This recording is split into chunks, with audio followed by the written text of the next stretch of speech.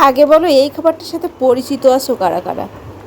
খুবই পরিচিত একটা খাবার আর খুবই জনপ্রিয় ছিল এক সময়, কিন্তু এখন মানুষ শখের বসে হয়তো বা খায় অনেকে, কিন্তু এক সময় মানুষ অভাবে খেত, আবার অনেক সময় মানুষ ভালোবেসেও খেত।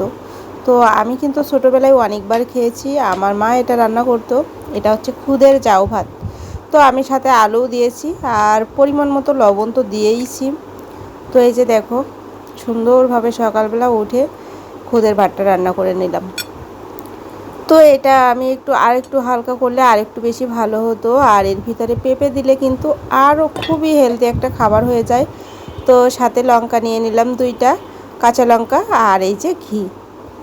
তো এই খাবারটা যদি সকালে খাওয়া যায়, আর মনে হয় না এর থেকে ভালো খাবার আর কোনো কিছু হয়, আর খেতেও সেই সুন্দর স্বাদ। তো তোমরা কারা কারা এই খাবারটার সাথে পরিচিত অবশ্য কমেন্ট করে জানিও কিন্তু। আমার তো ভীষণ ভালো লাগে। তো বহুদিন খাই না, বহুদিন পর আজকে রান্না করলাম। টাটা।